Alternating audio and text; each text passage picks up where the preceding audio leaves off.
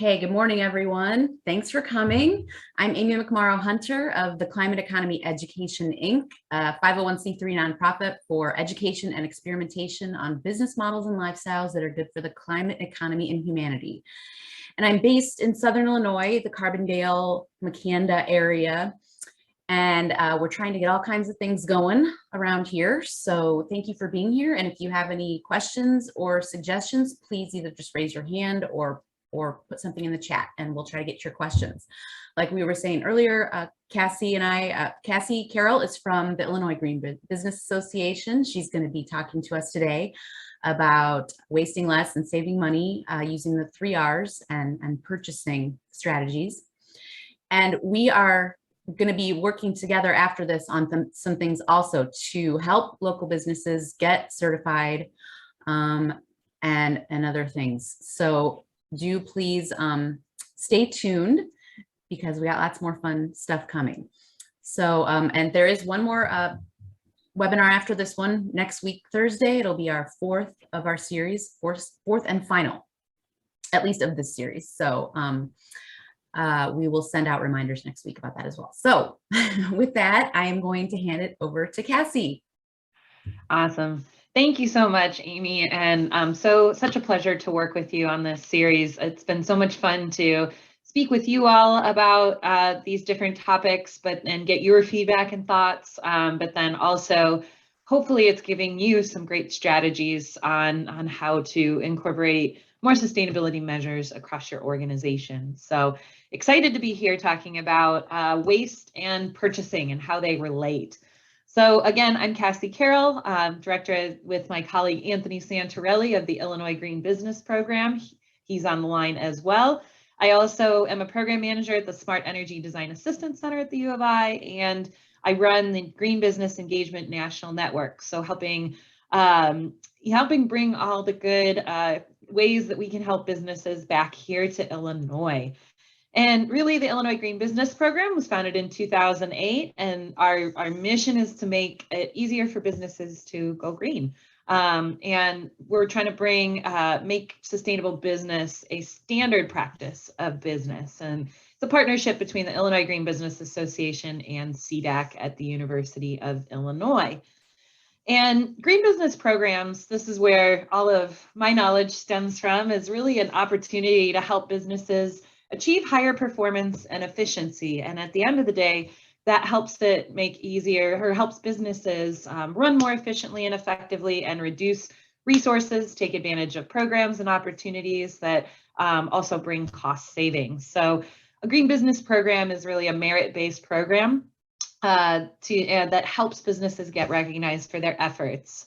So we'll talk more about that in our last webinar, which is going to be next Thursday. Really, a green business program is a great way to comprehensively look at all of these different aspects of sustainability in your business.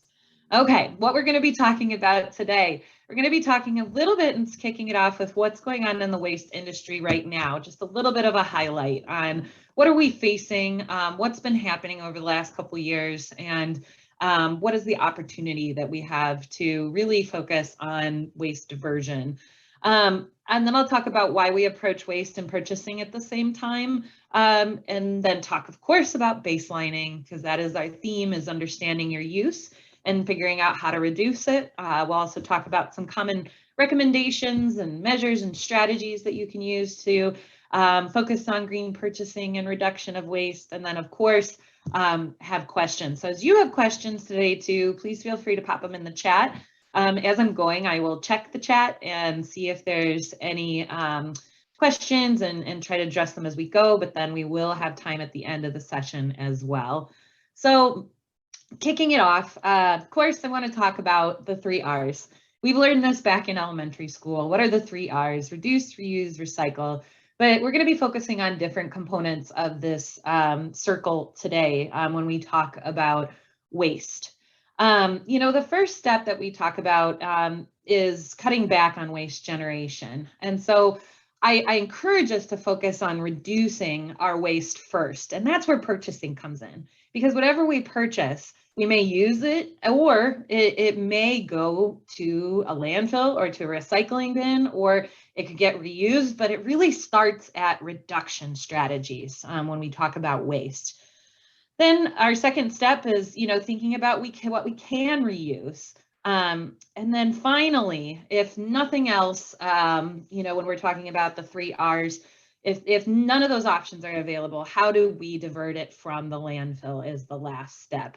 So we'll focus on our conversation around these 3 R's and looking at these 3 different steps to reducing waste, both through our purchasing activities, thinking about how we reduce that waste, reuse it, and then of course, how can we divert it from the landfill if there are no other options? So I just wanted to provide that framework for today's conversation. Currently, there's, of course, we generate a lot of waste here in America. About 35% of waste is diverted nationally. So it's increased over time, as you can see here on the right-hand side. There's really, the data is available from 2018 on, or just up until 2018. But really, we've done tremendous amount of work to increase recycling and diversion from landfills, but there's, of course, much more that we can do. Americans generate about 5 pounds of waste per day. That's about 1,800 pounds per year per person. And if you think about 35% of that waste being diverted, that's about 600 pounds of waste out of that 1,800 that's diverted. So we need to do more. There are 330 million people in America. Think about all of that waste. It's overwhelming. And we're only diverting about 35% of it. So one of the other things that I wanted to highlight too, I found interesting, the World Economic Forum scientists found that, if nothing changes in our plastic consumption habits, there'll be more plastic waste in the ocean than there are fish by 2050.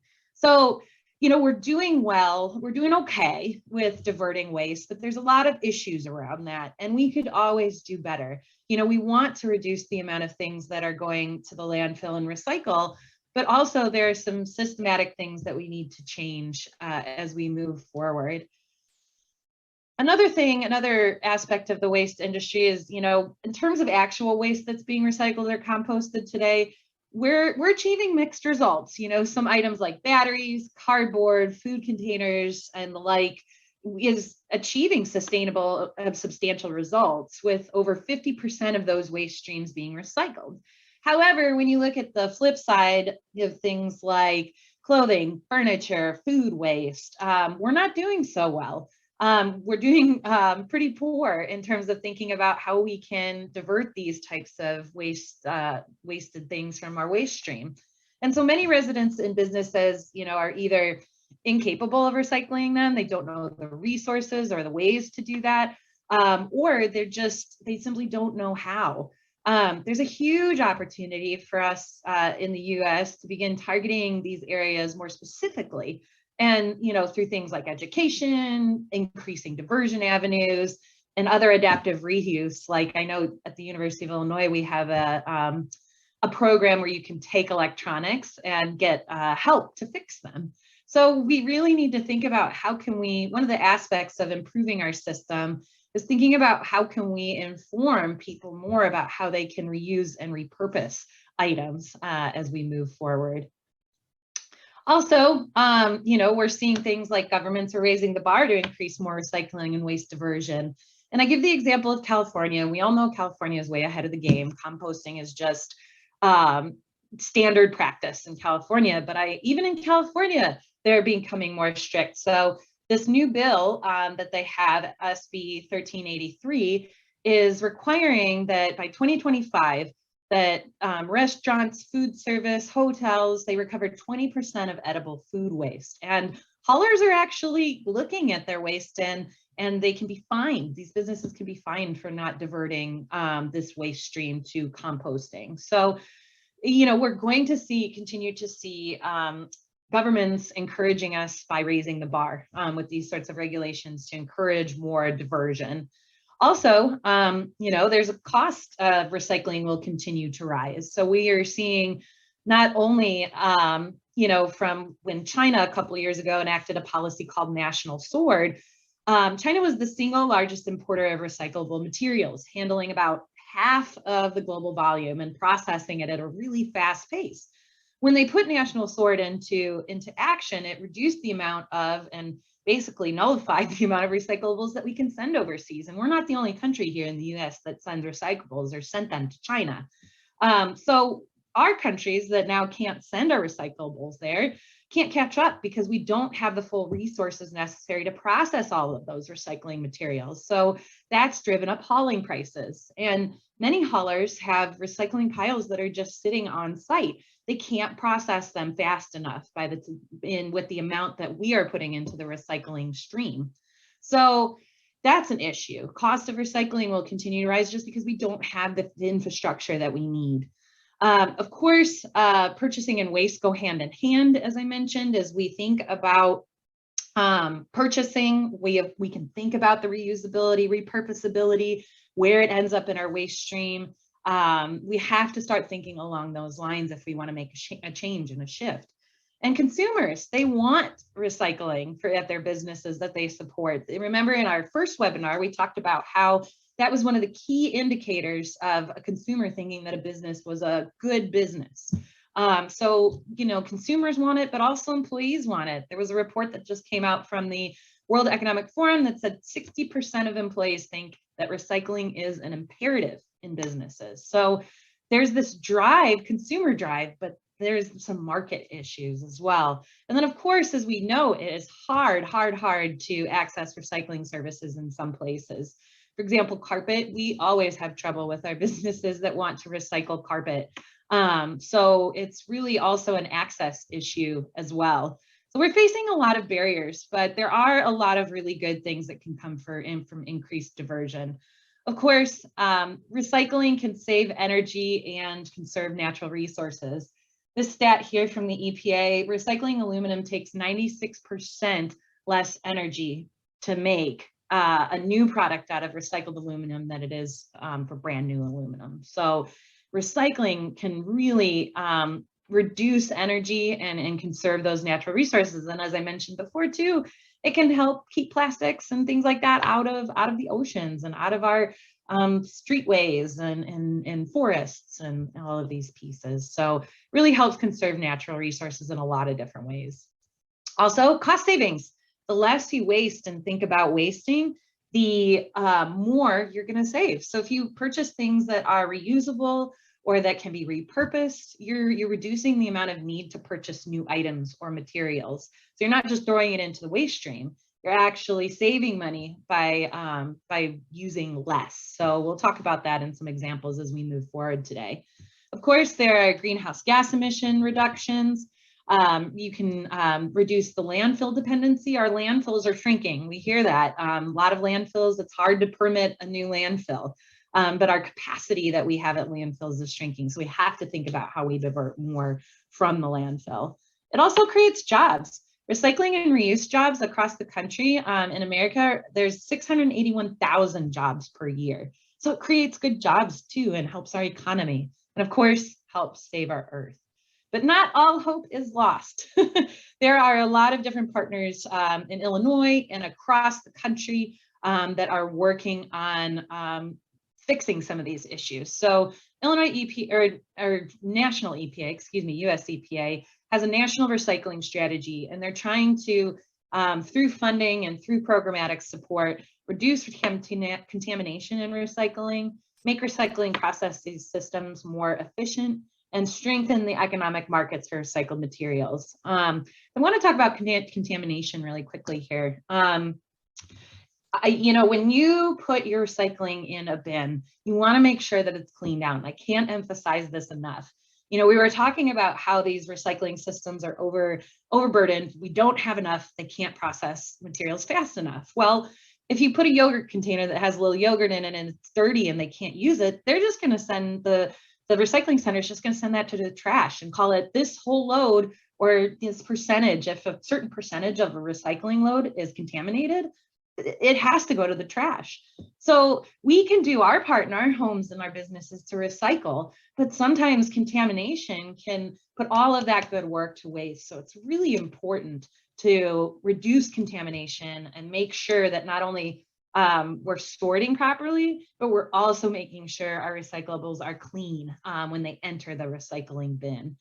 Another cool thing too is that the how to recycle, those little recycling symbols on the bottoms of our on our bottles, they actually are starting to put directions on them. I've started to see this on some things that I have. So for a soda bottle, they have empty and replace the cap. So it's providing some more education along the lines of what to do with this plastic bottle. And if you ever need a resource, how to recycle.info is a great resource. So there's some things happening at the national level. I do want to focus a little bit more on some Illinois stats as we move forward here.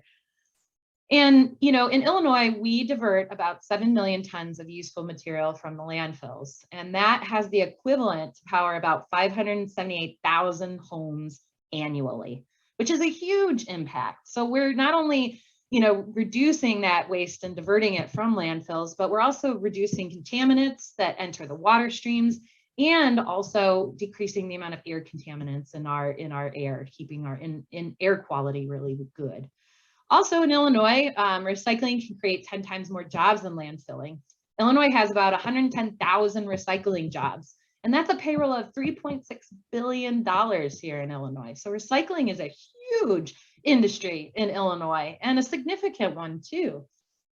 Also, there are some really great policies and things that are coming into play with recycling and waste diversion. So 2016, actually to reduce food waste paid for by tax dollars, schools and other government operated facilities are allowed to donate their food, which is awesome. That helps reduce the amount that's sent to the landfill. Also, landscape waste was banned from landfills in 1990.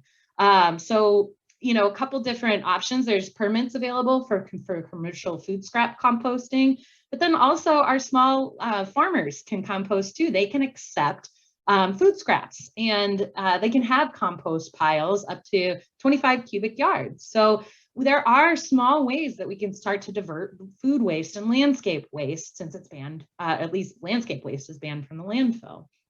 Also, you know, there are things like household hazardous waste collection sites, which are awesome, electronic waste for homeowners. But businesses, it's a little bit harder to find those resources. It's actually illegal to throw electronics in the trash. But there are electronics recycling services for businesses, but they can be challenging to find too.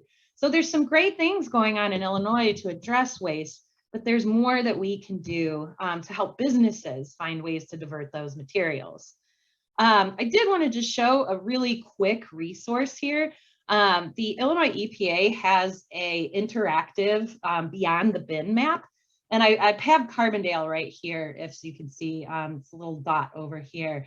And they have all these different layers in this map on where you can take different items. So say you wanted to recycle plastics. There's some great resources in Carbondale, and you can actually click these little keys here and see what the Southern Recycling Center would take. Let's see, let's do another one. Let's see if we wanted to donate or get rid of paint. Well, looks like there's not a lot of paint resources in our region. How about electronics? Oh, cool. In Carbondale, there's 3 different electronics recycling sites. So Missouri Goodwill Industries takes electronics. Southern Recycling Center also takes electronics. Over here by Marion, Goodwill, they take them as well. Staples takes electronics. I didn't know that. So this is a great thing to use, not only for your business, but helping consumers understand where they can take different things. And you can toggle on and off different layers. You know, we can have different layers with aluminum recycling here too, and places where we can go take aluminum.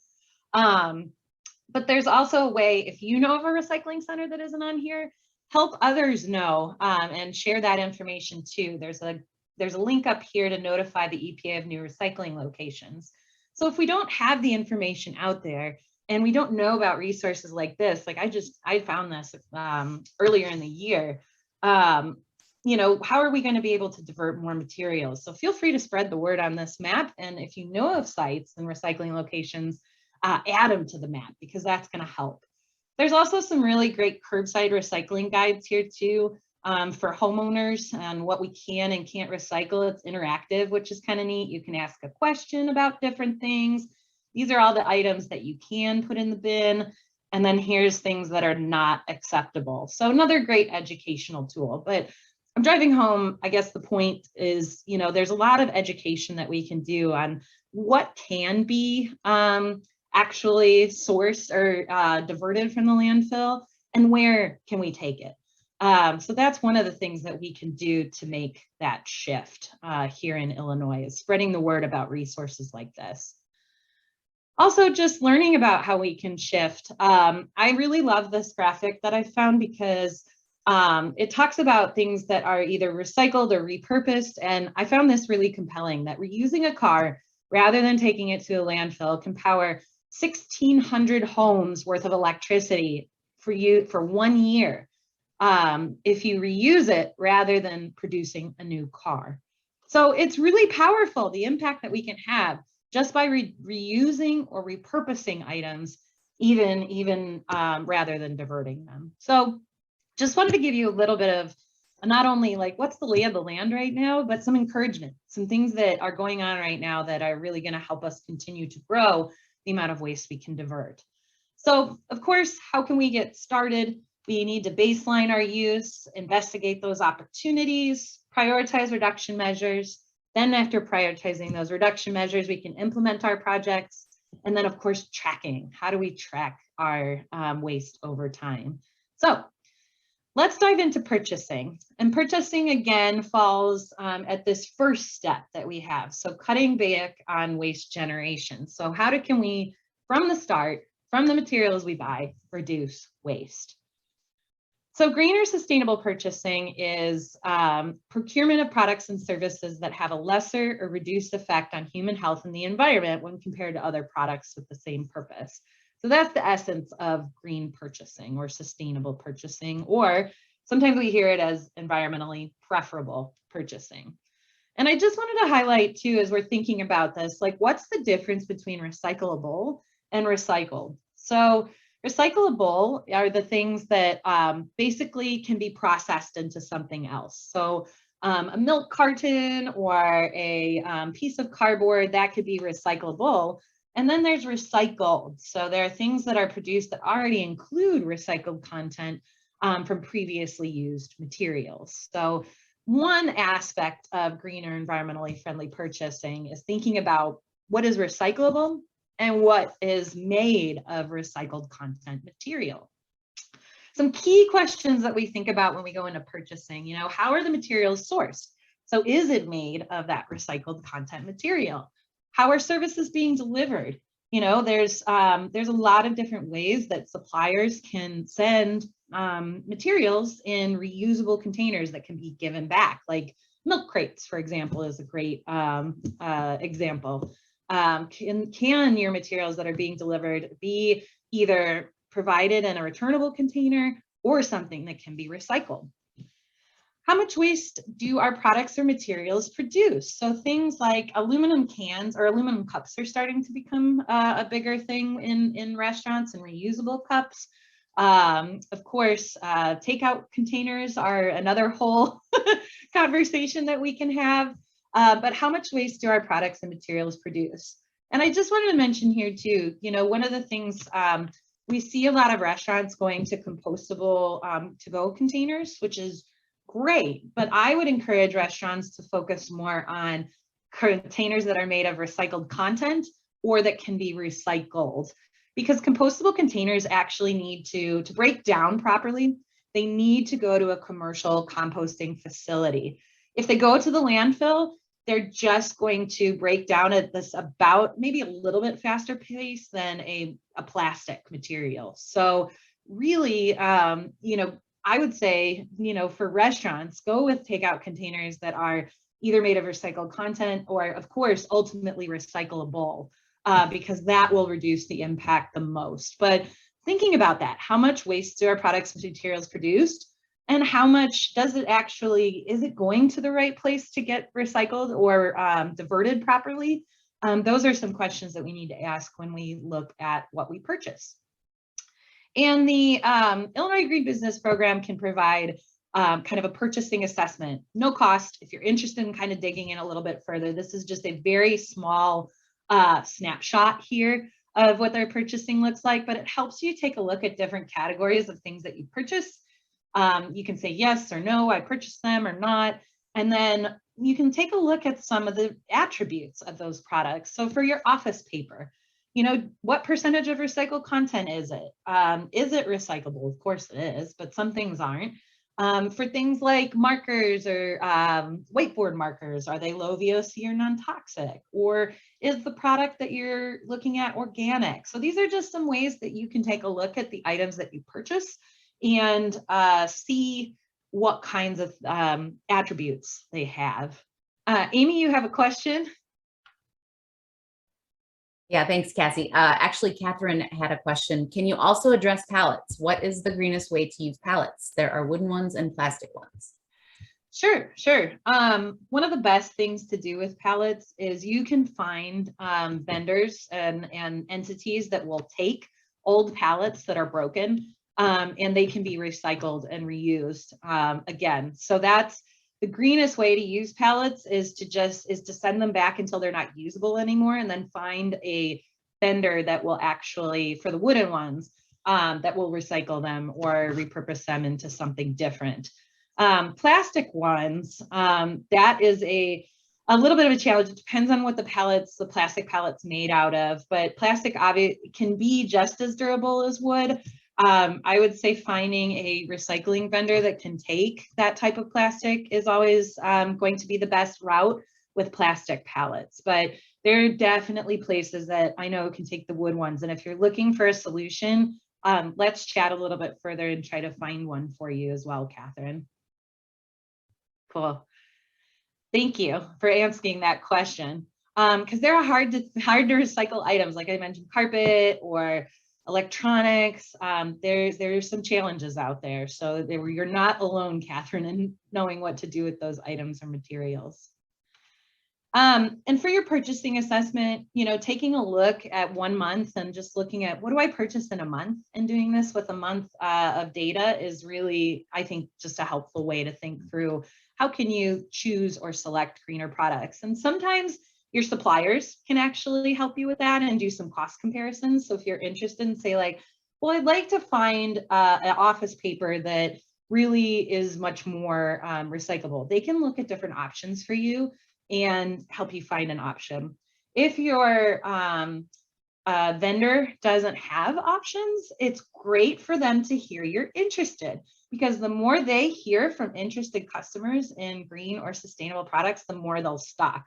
And I'm telling you, I've talked to folks like Cisco and Office Depot and Office Max, those suppliers, and they want to hear from customers that they're interested in these items. If they're interested, of course they want to supply them for you. So that's another great, I just wanted to mention that. Let your suppliers know you're interested too in these products. But if you're interested in an assessment, we can help. So another thing with sustainable purchasing is this cradle to grave, cradle to cradle idea and circular economy. You know, we hear, those are some buzzwords we hear pretty often, but what really are these things? So cradle to grave design is really taking this circle and thinking about, well, taking materials, making them, and then how do we destruct them? So it's kind of like the life cycle from when materials are, you know, taken from natural resources, extracted, processed, and then, of course, manufacturing, transportation, product use, and ultimately disposal. Cradle to grave is not the ideal. We really want to think about how we can reuse products, repurpose products, or have them go through their entire life cycle and be repurposed into a new product. And that is cradle to cradle. And it's really, cradle to cradle is a biometric approach to design of products and systems that models the human industry on nature processes, where materials are viewed as nutrient circling in a healthy cycle. So there's the biological, so the user's kind of in the middle here. I should have put a human there, but our user's right in here. So the biological cycle, you know, it's basically the nutrients and plants are used and the resources are used to produce a product. It's used and then it should be able to be degraded, or, you know, that those resources are put into production, made the product, they're used, either returned or reused or repurposed, and they're disassembled to then start this process over again. So really, you know, cradle to cradle and circular economy principles can be applied to many aspects of human civilization even too, not just products, but urban environments, buildings, economics, social systems. So it's really trying to create essentially waste-free products, which is really awesome. And there are actually a lot of good examples out there. Amy? Yeah, I'm just thinking about this. You got my brain going here. So we could look at like our biggest local industries and try to design us like this kind of a circular thing for them. So we're designing out the waste. We're creating whole new industries, basically. Like, for example, the wood pallets, I was thinking, how do we design out waste in our local wood industry, you know? And what are the other big industries that we have around here that we should be looking at? It's probably food and healthcare. So all those things, I mean, there's just so many jobs. When I hear you talking about these things, I think about there's so many jobs. You're totally right. And there's so many different things we can use, like pallets. We could even get our local garden programs to teach people how to do raised beds or make benches out of old pallets. Like that's something that I see on things like Pinterest all the time, and things that we can use from pallets to make new things. But there's so many opportunities in this cycle here. And there's actually there's a certification for cradle to cradle products. And there are actually some products out there. I didn't know Garnier Fructiques was a cradle to cradle certified product. They actually have eco-friendly design formulas and packaging made with 100% recycled plastic. So there are a lot of different levels of certification. So this one was at the silver level, but there are things like this blue land at the Clean Essentials kit. So reusable bottles with refillable tablets that come in compostable paper, because packaging is such a big issue too. You can order refills online and reuse the products and bottles over and over and over again. And then once the life of these products are done, you can recycle them in your waste stream. So again, that cradle to cradle, that holistic thinking about using materials and products over and over again. Yeah, Amy. All right, I got another one for this one. So I've been looking at some materials, biomaterials. So you can make packaging and stuff like that out of mycelium, which is the roots of mushrooms. Were we talking about this already? I was talking about it with somebody, but I mean, or sawdust, you can do 3D printing with sawdust and all these things. So this is a whole nother area of waste utilization. Yeah, definitely. And there is so much more to unpack with all of this. I feel like I'm just giving like the very high level scratch of the surface with this. And I'm happy if folks are interested to talk and bring other speakers in to talk about these different angles too. Thanks for your comment, Amy. And then too, Home Depot actually supports cradle to cradle certified products too. They have an eco action site, which I highly encourage you to take a look at. It's pretty cool. But they have building materials that are certified that cradle to cradle that support a circular economy as well. And there are a lot of different labels out there, and you can put in the chat too what labels you look for. But these are just some of the labels too, like USDA certified bio-based product. The packaging is 100% bio-based. That's a new label that has just come out. Of course, Safer Choice is a great option for green purchasing because it has less harmful chemicals in those products, and that's another green purchasing option. FSC Forest Certified paper, that's basically a certification that helps say that the paper came from a more sustainably sourced tree farm or not pasture. I'm thinking of the wrong words, I'm sorry. But it came from a more sustainably managed forest rather than something that is not as sustainably managed. So I just wanted to mention, look into labels that are credible, make sure that they have some credibility behind them. And if you ever have a question about a label, please reach out and we can talk about it too if you're curious.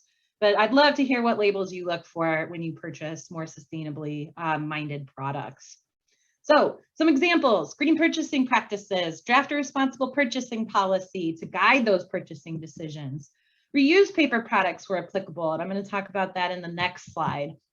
Another great way that we've had businesses share products, design a sharing and reuse center in the office. That's a really great way to reduce waste and purchasing waste. And then purchase refillable or reusable items. So there's actually, if you buy tape, there's refillable spools that you can purchase, and then you can actually recycle the middle of the tape with TerraCycle, for example. So there's a lot of really great refillable or reusable items that you can purchase that are not disposable. You could even send pens to TerraCycle. If pens and markers and things, they can take those items as well. So either finding a way to purchase something that's reusable or refillable again, or finding that way to divert it from the landfill. One example that I wanted to share just was with paper. So office employees use on average about 10,000 sheets of paper per year, or 20 reams of paper. That's a lot of paper, and that's the national average. I know I don't use that much paper, but let's just use the national average here. If we think about double-sided printing and implementing that sort of rule, say about 40% of your pages are reduced, every once in a while. And thanks for joining us, Byram. We'll send you the recording. But thinking about implementing double-sided paper, sometimes you'll just print a sheet, even if double-siding is a standard, with just one page of information. So we estimated you'd save about 40% on your paper. So, if you use 20 reams a year, that's about 44 pounds of paper per year. With this multi-purpose bright white paper here, this is a ream over here of paper. Online it retails at Staples for $14. So that's $280 a year that you save just by single double-sided printing. If you have 20 people in an office, that's 880 pounds. That's $5,600 per year. Just one of our businesses that has about 500 office employees did this for 6 months. They saved $35,000 on their paper costs just in a year. So, I say this because it seems really small to make double-sided printing a standard, but it can yield big savings. What could your business do with that extra money? It's like energy. If you don't use it, you're not paying for it. Same thing with paper. If you don't use as much, you're not having to pay for it. What else can you do in your budget with that cost savings? So just an example of something small that can make a big difference. Also, providing reusable dishware is a great thing to do. Purchasing items locally or regionally will help reduce the carbon impact of different items. And I know I have to start to move a little bit quickly here because I see where we're at in our time. But buying items in bulk wherever possible has less packaging and sometimes reusable bins for storage, so you're not having as much packaging waste. And then, of course, purchasing items with recycled content. And I'm also going to send you this link. It's really neat. So I calculated the primary impacts for 48 boxes of tissue paper, so 6,000 facial tissues. And you can see there's a really great way to kind of see, even if you use 30% recycled content, you can compare recycled contents of things and look at how much water it uses or waste it produces or wood. You can kind of look at those equivalents, which I think is really neat if you're nerdy like me and want to dig into like what is the resource use of a box or a case of Kleenexes. So I will send this to you afterwards as well. So let's go into waste reduction a little bit because that's also important. So thinking about what you can reuse and how you can divert it from the landfill. So what can we do to improve our recycling efforts is a key question. How can we increase more diversion rates is a great thing. Is there an opportunity to reduce more from the waste streams like pallets or carpet or building materials if you're doing renovations, for example? And the key question, who can you partner with to reduce your impact? So that map is going to be really helpful, but then of course, Illinois Green Business Program can be a resource and a partner to help you find those different strategies. I want to talk about a waste audit really quickly. So we talked about purchasing, but waste it's pretty easy to look at your waste. I mean, I've done waste audits at zoos before, like actually getting my hands in the waste and not animal waste, just the stuff in garbage cans. So you can actually get in there and sort everything out. But this is a really easy way to just take a look in a can, choose 2 different days that you want to look in your trash. And what do you see? write down the percentage of each type of waste that you see in your bin. And then if there's a lot of one item, that's saying something to you. You know, if you see a lot of cans in your trash bin, that says, okay, well, maybe I need to, you know, engage my staff into diverting those things more. Or maybe I need to make better signage at our recycling, you know, bin that says, okay, we need to, these types of cans, if you're seeing a frequent type of can, need to go in the recycling versus the trash. So it's a really easy way. And again, too, this is a free form we can send you if you want to do a quick self-assessment of your trash. Other questions you might want to ask is frequency of pickups. So size of bin, how full is your bin? And if your bin isn't full at the end of the week, could you reduce the size of your bin? That might save some money. Could you reduce the frequency of pickups? Could you go maybe down to, instead of 3 times a week, to 2 times a week? Saves you a little bit of money. So there's some things, understanding the frequency of pickups, that can also help you reduce waste and cost.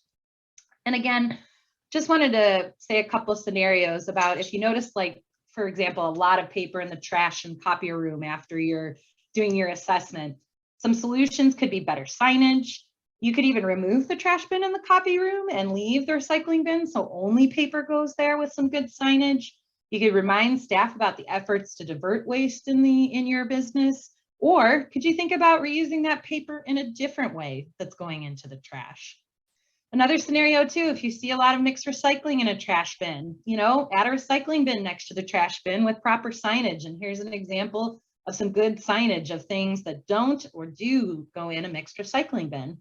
You can provide a brief training for staff, encourage employees to reuse reusable containers or bring reusable containers to work, or provide signage for customers at the container level too. That's a little bit more clear if you're seeing more recyclables in your trash bins in your customer facing spaces. So again, some other practices: create a written policy that outlines what your waste and recycling goals are, and maybe even assign a recycling coordinator. Employees like to be involved and feel like they have a part in these things. So recycling coordinator, green team, great place to house these sorts of initiatives.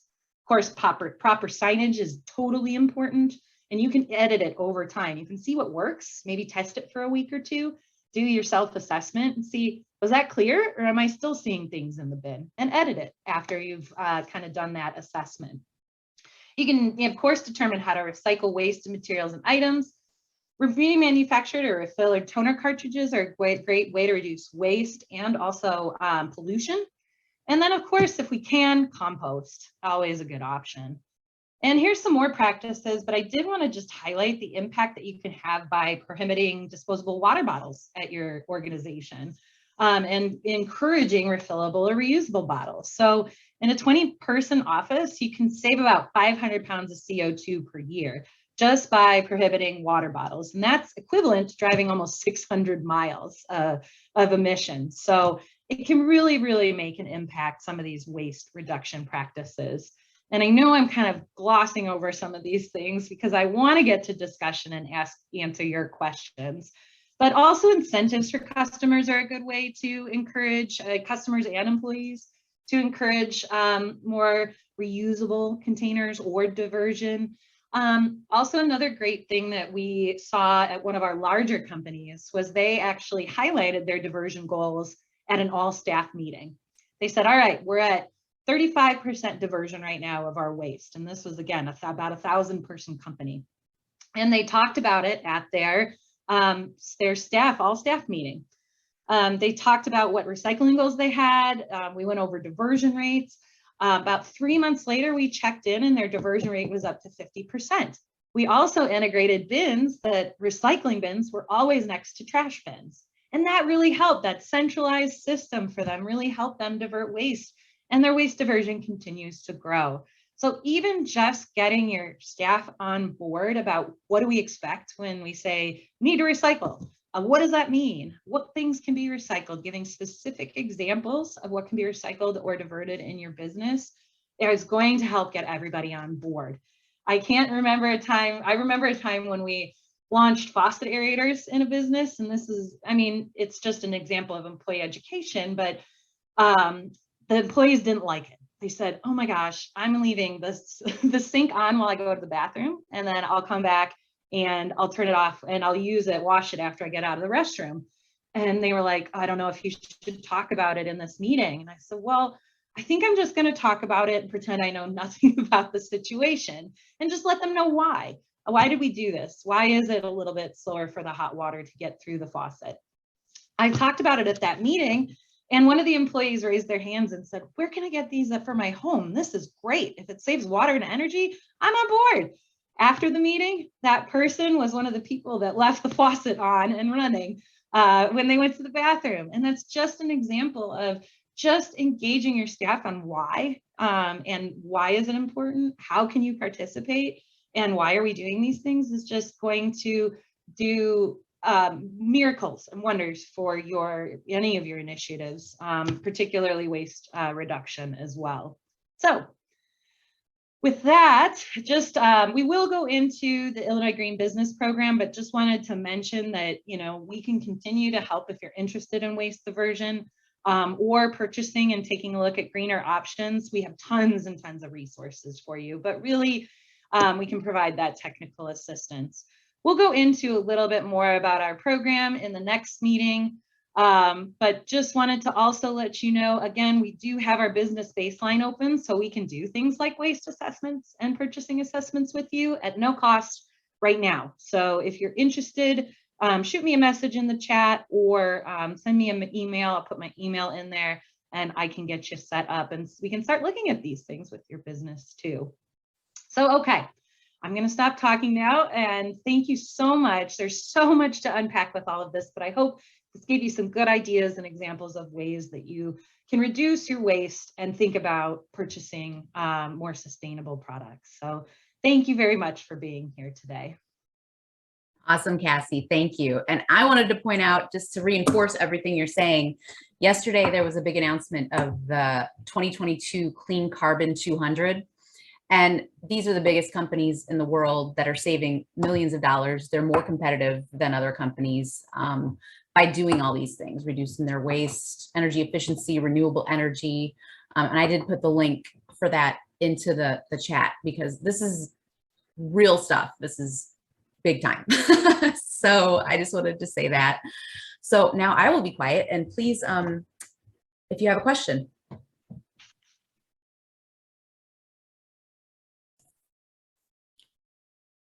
When I worked for Anheuser-Busch, I mean, we literally wasted nothing.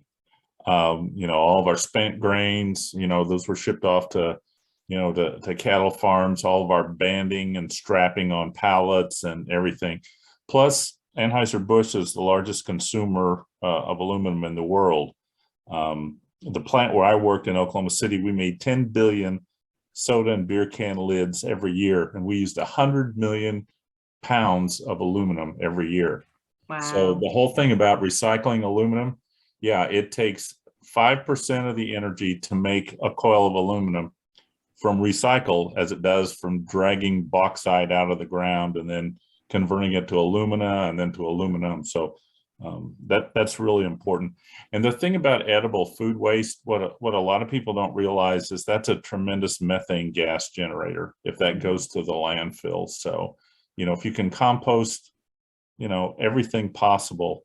And I know in France, and I don't know if the other European countries are doing that, where it's illegal for businesses to throw away edible food that can be, you know, passed on to a, you know, a food bank or a food shelter or a homeless shelter, something like that. So I think it's real important that we start moving in that direction. Definitely. Thank you, Larry, for that. And that's, you know, corporations are like Anheuser-Busch are taking the lead on a lot of these things, but in your example, you can do it. You know, there are ways and streams that can grow. And one thing I didn't mention is, you know, one of the reasons why sometimes we see a lack of recycling options or availability or composting availability is because there just aren't enough economies of scale. If we could get enough large institutions and small facilities to contribute a volume, like at a corporate level, a corporate facility level, the recycling haulers and different sorts of providers would jump on board. I think it's just an economies of scale issue in a lot of ways, and sometimes an economy of scale issue. But that's one of the things that we see here in even in our community with restaurants and businesses. Some want to compost. There's a pilot program going on right now, the city of Urbana. But the reason why we haven't had composting is that there's not an economy of scale for somebody like Midwest Fiber, who's local, to come out and provide services. It's really expensive if you're just a couple of restaurants that want to do it. And it doesn't make economic sense. So if we can get more people on board to want and come together around these things, it can be possible. You know, I live north of Belleville, and there's a composting center south of Belleville, but they never publicize it. I wouldn't have even known it existed had I not driven by it on the, you know, I was driving to South St. Clair County to visit a customer, and I saw the composting center there. And I mean, you're free to bring stuff in, but nobody knows about that. So. Nobody does, it's hard. And Catherine just had a great point in the chat. They changed their packaging from plastic to recycled paper. It saved them money besides being green. So it's true. Thank you for sharing that. And they compost on site. Awesome. I'd love to learn a little bit more about your business and all that you do, Catherine, but it's true. You know, some of these things are monetary savings too, not just being green. So it does build the business case for it. And I'll just make one more comment. Catherine also said that somebody needs to talk with Walgreens corporate. It'd be interesting to see what their corporate strategies are and say, hey, I'm noticing that this branch or this corporate or this, you know, location is not doing the things that are outlined in their corporate or in their satellite location. So that would be interesting to look into a little bit more.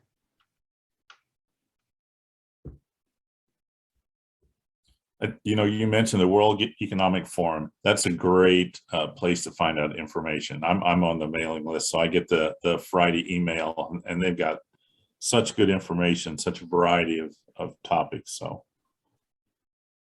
that's that great. And the environmental working group. If people aren't signed up, you know, with the environmental working group, that's another great source of information. Mm-hmm. Exactly. I think those are some great places to kind of keep tabs on what's going on too, and what the opportunity is using data to kind of take a look at how we can shift our practices to be more sustainable. Yeah, and I'm just thinking about the systemic view of this. So we have these anchor institutions around here, and they want to, you know, contribute to the community and help the community grow and all those kinds of things. So it'd be great for them to have some leadership on these types of issues and working with small businesses to handle, you know, the actual actions of the recycling and learning from small businesses like Kathy's with, you know, what they're doing and the processes they're using and how those can be translated. But anyway, I just think there's so much potential here, so much work to be done. That's what you're doing to me, Cassie. Opening my mind. Go ahead, Dale. Yep. One of the things I found out is that I think one of the biggest issues we have around here is styrofoam. And I've been trying for years to get a local hospital organization. I won't mention SIH's name, but in their cafeteria they serve everything in styrofoam containers, and they don't provide any opportunity to do anything with them except take them home and clean them yourself if you're able to do that. But there's very few styrofoam recycling facilities. The one I'm familiar with is in Champaign-Urbana. But that's about the only one I know of in this whole area, unless you go to Maryland Heights in the St. Louis area. But that's one thing. Is there anything that's being worked on to help that whole situation, other than trying to convince, you know, like SIH or other agencies to stop using it and use something else, like trays, plastic trays you can wash and not necessarily have people, you know, get everything in styrofoam. Yeah. There's, the recycling centers. I mean, it's hard because the material is so light and it's so dense that compacting it is challenging. And also after you melt the styrofoam down and to be able to be reused, it's not a lot of material for what you get at the end product. So the economics aren't quite there yet for that on a small scale. I don't know much of what's going on if there's in Illinois particularly. I can look into that for you and get back to you on our next webinar with some more information there. But I would love to see some more opportunity for recycling of those systems. I think the economies piece is why Styrofoam isn't like that sort of infrastructure isn't available at plant or at recycling centers. Plus, if you put all of the other recyclables on it, it breaks down. It's really small, or it can get broken down really, in not a way that's reusable or is easily reusable. So that may be also a barrier too.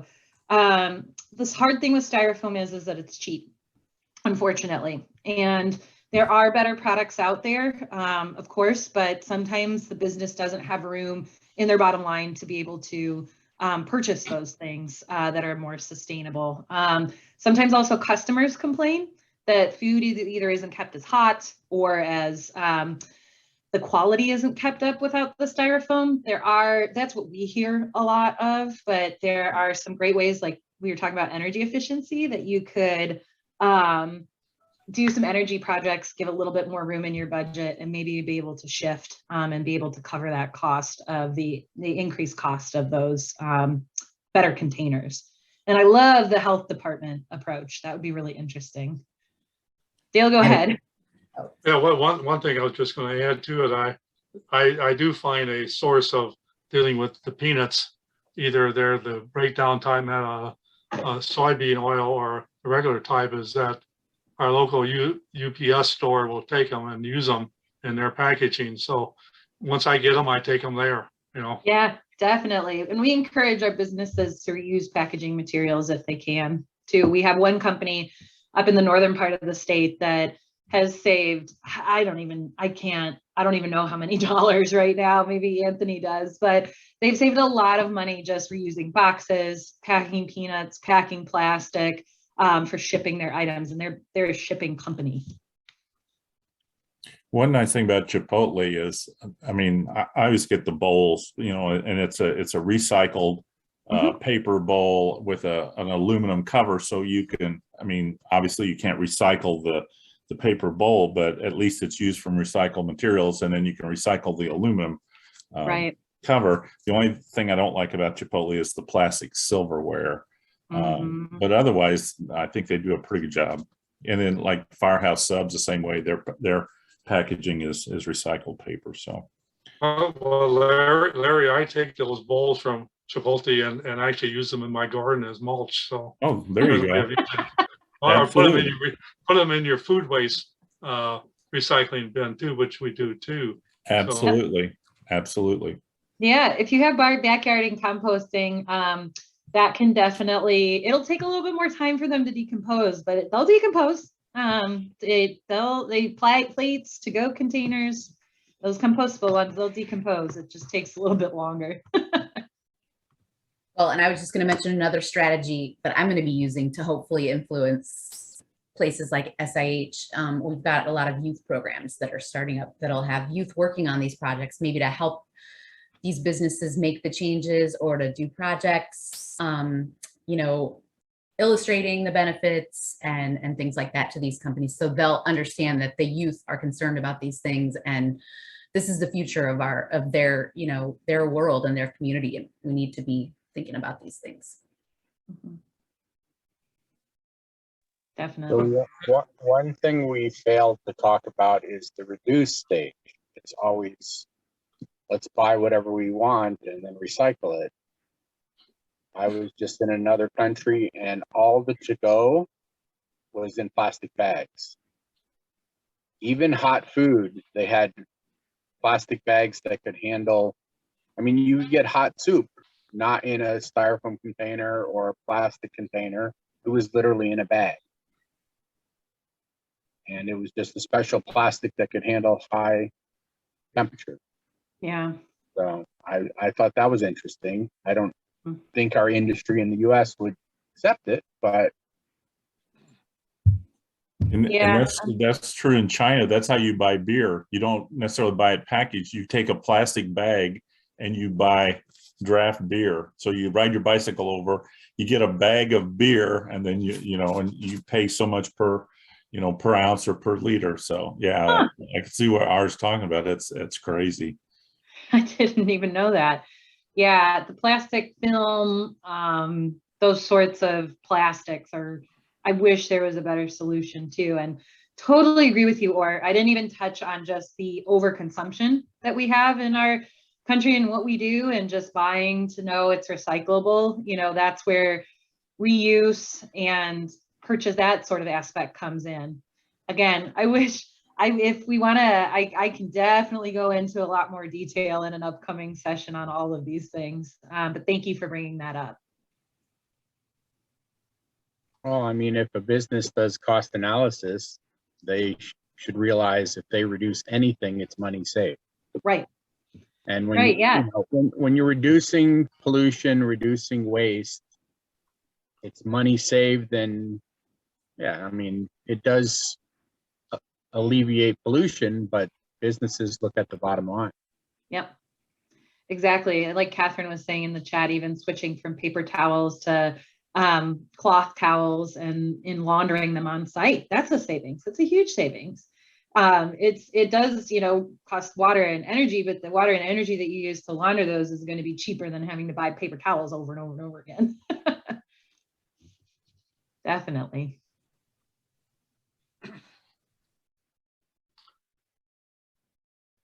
All right.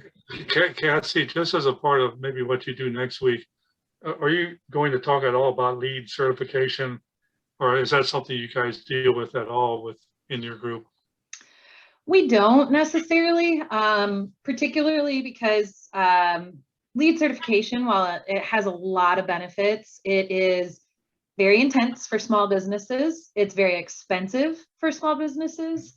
And we try to work with the business inside of the building. I know LEED has O&M, but we've through the years and amongst green business programs across the country, feel like we've come up with some good standards that can help businesses, small businesses, really target their use. So while LEED is a great option for new construction and bigger buildings, and if folks have the resources to be able to do it, it's a great certification. We can definitely touch on it, but we don't work with it too often in our program. We do also, I'll touch on B Corp in our next conversation too. Well, the reason I said that, a lot of times I think if the city gets involved in LEED certification, then they can help the small businesses being able to deal with it. So that's the only reason I brought that up. So Definitely. Definitely. Thanks for bringing that up, Dale. Cool. Well, this has been such a great conversation today. Thank you so much for all of your feedback and comments. This is what makes these sessions really exciting for me. And I hope for you too, because we get to kind of talk through some of these issues together. And so thank you for your participation today too. Yes. I'm so happy to see Catherine, even though I'm seeing her picture of flowers. I haven't talked with her for a while. Glad you're on there, Catherine. She'll message you in the chat. Thank you so much for being here today. Really appreciate it. And please, if you have ideas and things you want to dig into further in upcoming sessions, just pop them in the chat and I'll see how we can work them into upcoming educational events. Like I also want these sorts of sessions as we go forward to be meaningful for you and answer your questions. So feel free to add questions or topics. If I get stumped, I'll find the resource for you. But thank you for the conversation today.